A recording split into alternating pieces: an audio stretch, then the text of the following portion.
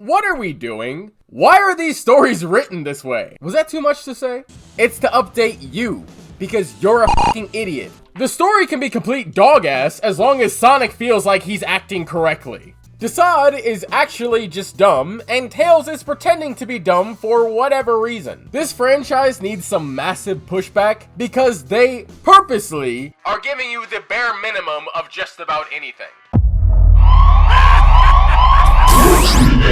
To the Eggman Empire. Authorization approved. Access granted. What is happening, smooth brains and idiots? My name is KotyTang. You guys like DC? You guys like Sonic in DC? Well, let's check out the next issue then. Issue 2. Sonic and the Flash reach Darkseid in Green Hill, immediately going on the attack. They're defeated by Darkseid and his lightning-fast I-beam thingies. They were hit twice this entire fight, but they're defeated now because plot. And then Darkseid just leaves instead of killing them, or at the least incapacitating them, because plot. Sonic and the Flash notify the rest of the team about meeting Darkseid and losing, and everybody confirms they're doing exactly what they said they were doing already in the last issue, and I guess Shadow just decided to stop using his bike though, so that he can go down memory lane and grind on Radical Highway's bridge, which is also stuck in perpetual night, I suppose. Darkseid meets with Desaad for an update on where the Chaos Emeralds are. However, Desaad has been struggling to find them due to the chaotic fluctuations of the emeralds. Because of this, Darkseid decides to send his elite warriors out to help search, and while they're doing that, Darkseid will apply the emerald he already has to the dimensional engine.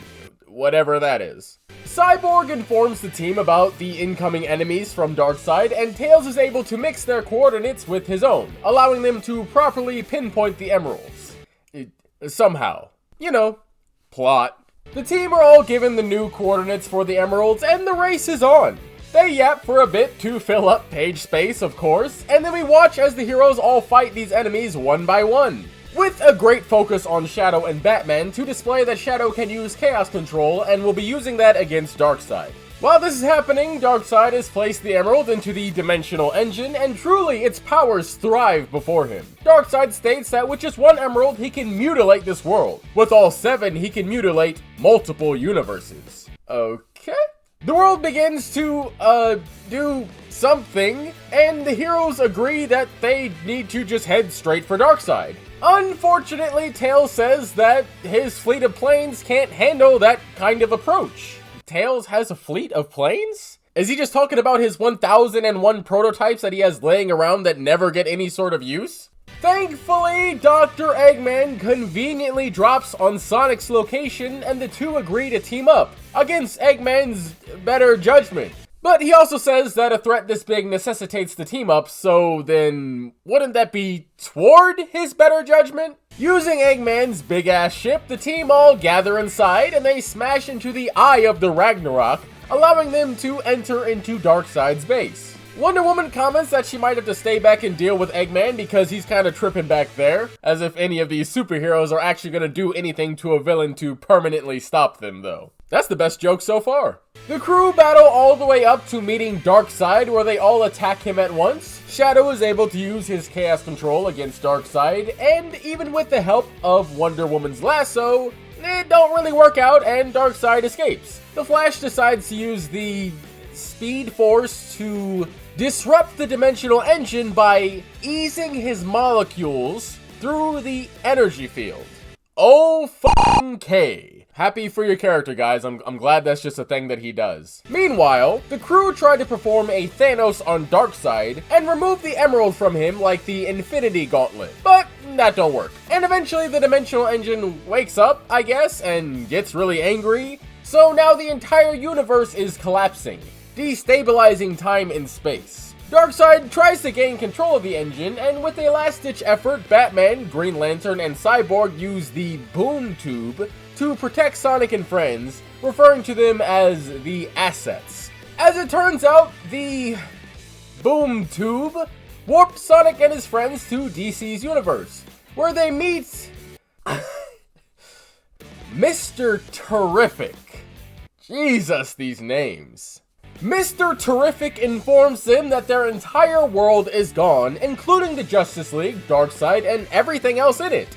Allegedly, though, as there are no longer any dimensional coordinates. Well, I guess that means Eggman is dead too, right? And so are all of Sonic's other friends? They don't say that it's allegedly gone, it's alleged, right? We're gonna see it again, it's fine. And now the heroes stand upon the watchtower in low orbit above the Justice League's Earth, ending the issue. Alright! Real quick, just like I clarified in the last video, Tails has made Emerald radars. He doesn't need Cyborg's help to do this. And Tails' radars have also never failed a single time to pinpoint a Chaos Emerald's location if it was just sitting out in the open. Desaad is actually just dumb, and Tails is pretending to be dumb for whatever reason. Also, like, is this just what Darkseid be doing? He destroys everything around him for no reason, and that's the entire end goal? Let me know, DC fans, because honestly, a villain who purely just wants to destroy everything, I can't imagine they would successfully lead an entire army. This man would have like 5 dudes on board at minimum, and 10 at max. The end result is that everybody dies. So like, what's even the point of supporting somebody doing that? You gain absolutely nothing and have to fight the entire universe just to succeed. It has absolutely no reward in the end and is filled with nothing but struggle and failure. As a reader, it's not an enjoyable thing to see. I can't even suspend my disbelief for it. It's just stupid. Moving on, here's a perfect example of why the comic book industry won't ever be respected. Maybe some indie comic book writers don't do this, but the heads of it, like DC and Marvel, they genuinely think you are a toddler who just arrived in this world and saw a shiny thing you wanted, so you bought the comic. The only reason every single character has to say everybody's names one time in every issue is because in the comic book industry, it's a standard to assume that you have absolutely no idea who any of these characters are, as it's the norm to assume it's your very first comic. And you, being the fucking idiot you are, decided to pick up issue 38 instead of starting at issue 1. In this case, you weren't even aware that there was an issue 1, I guess. You just thought that the number 2 came before the number 1, so you started reading at issue 2. The writers think you're idiots. Is everyone aware of this? Even in the context of the story, every character knows exactly who somebody is with and what they're currently doing. So for them to have to reconfirm that they're with the same guy that they said they'd be with and doing the same exact thing they already said they were doing is already just goofy. But remember, the reason they're doing that is not to update the other heroes. It's to update you, because you're a fucking idiot and you don't know how to count, and you don't know who Batman is, and you don't know who Sonic is. That's why they did that. The power scaling is also dumb as fuck. Let's talk about that for a little bit, because the Flash says this wild ass statement. The Flash says that he can move within a picosecond, and Sonic jabs him back, saying that, oh, your speed can still be measured. That's adorable, right? Now, a normal human being would read that and be like, oh yeah, okay, yeah, they're just talking a little bit of banter back and forth, you know, but not power scalers. See, power scalers would read that, and they would genuinely believe it. Sonic's speed can't even be measured. They'd be like, that's a feat. And Flash saying that he can move within a picosecond, that's a feat. They write that down. See, I've got no problem poking fun at power scalers. The majority of power scalers make up their own rules to follow in order to make a character always God tier level, because they couldn't possibly be anything less, because anything under God tier is pretty much weak as fuck, right? They just make up some bullshit in their head and then they run with it. Even though we just saw the Flash absolutely fail to run away from a beam by Darkseid, the fact that the Flash said he can move at a picosecond means that it's true, and they can add that into Flash's ability list. That's how power scalers think. They're the type of people that comic books like this are made for. And I promise you, it won't be the last time that the Flash or Sonic get rocked either. According to these statements, this is something that they should both be able to freely dodge. If you can accurately move at a picosecond and perform actions without any issue, that should also mean that he can also think that fast. That's logically what follows, right? The Flash has clearly displayed that with all the time he has, he barely thinks faster than a preschooler. So, what's up with that? Somebody that can move, as both Sonic and the Flash claim, shouldn't even experience anything resembling a struggle in 99.99% of fights they're in. Power scaling for comics especially is complete nonsense. A lot of the times in a comic there is no logic followed. A lot of the time it really is whatever the writer feels will make the audience go, "Oh wow," that day. Some writers are just really careless and also really dumb. In one issue, the Flash can think and move faster than God himself can process information. And then in the next issue, he can be getting his shit rocked by some dude wearing a gorilla costume with the superpower of launching bananas from his mouth. From my experience, consistency in superhero comics do not tend to go hand in hand. Feats aren't really analyzed the way that power scalers analyze them. And I could also agree that a lot of writers don't do themselves any favors by writing the characters the way that they do. Generally, in a story, authorial intent is always more important, and power scalers just completely ignore that. If power scalers try to be more believable, people might actually come to respect them. Yo, hold on. This isn't a thing anybody is talking about yet? Be sure to leave a like and subscribe to the channel if you've been enjoying the video. And don't forget to leave a comment down below on what you think about DC and Sonic. Now back to the video.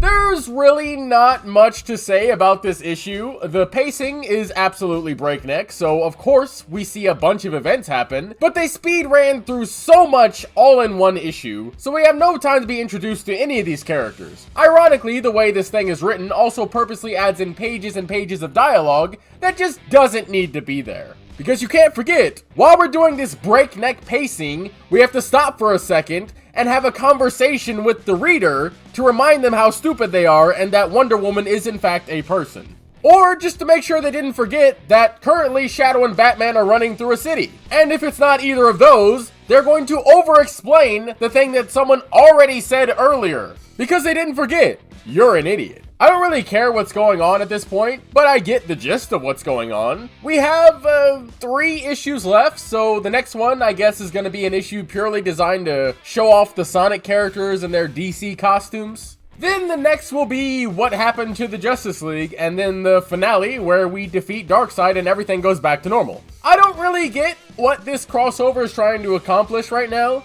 Is it really just glorified fan service and nothing more? You know, the best way to describe this issue would be to say, these certainly are events that are happening. There is simply nothing of substance here though. It's like you're reading a story that's already done and you're just getting a synopsis of it with a few colorful pictures in between. I've checked out of this comic, to be completely honest. If I weren't a YouTuber, I would just put this thing down and move on. The content being provided is genuinely a waste of time. There's absolutely no reason to give your money to something like this. I just don't care about anything happening. The first issue already had me questioning how they were going to do a story as ambitious as this in 5 issues. The second issue pretty much cleared up how this thing is gonna go. There's just so much Sonic slop that comes out, I'm starting to genuinely not care about any of it. The majority of fans just don't care about the health of this franchise. They'd rather just see things they think are cool. But again, since I'm a YouTuber, I'm gonna do my thing and call something dog shit if it's dog shit. In that aspect, I'm glad it's only 5 issues, because reading this thing sucks. When you're reading a story, I imagine the entire draw is the story itself, right? So why is the story so terrible? The biggest offense of issue 2 is gonna be the pacing yet again, but I mean it's due to the same problem the last issue had. It's because it's only 5 issues. This isn't a story you can satisfyingly tell in only 5 issues. It's supposed to be a universal apocalypse. The entire concept of the crossover is inherently flawed because of that. Nothing about this story should be satisfying to anybody that has ridges in their brains. Smooth out your brain and you'll find the joy of this comic. When somebody says, just shut off your brain, you know they've lost the plot. That's one of the first indicators that something is most likely complete shit. As it stands right now, this comic is just a flashy light show adventure for the easily pleased. But then again, Ian and whoever else are the ones who went with the story, knowing that there would only be 5 issues.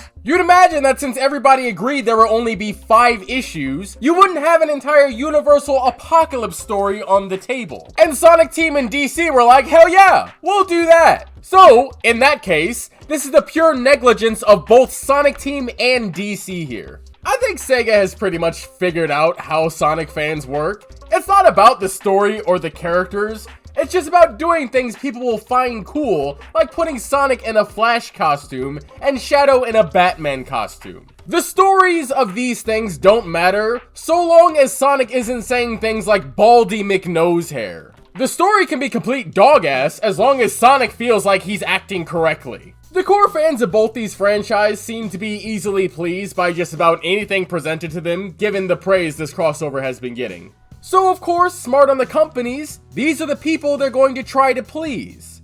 But, sorry, that's not me. I actually consume a ton of media outside a handful of franchises, and I feel like I can safely say that just about anything with Sonic's name on it has been the most bottom tier grade slop of that thing. Not even just when it comes to how these stories are written, but that's a whole different topic. Every time I sit down and have to read or look through one of these newer Sonic stories, I always have to ask myself, what are we doing? Why are these stories written this way? Why does Sega think any of this is good enough to show to the public? Why does Sonic Team keep hiring and delivering such garbage material all the time? Well, I guess in conclusion, you could say this franchise opens their door to a flock of idiots to house other idiots that just circle jerk among each other over whatever bile a company would shit out for them, and rush to defend all this extremely vapid, poorly thought out, brain-dead media. Was that too much to say?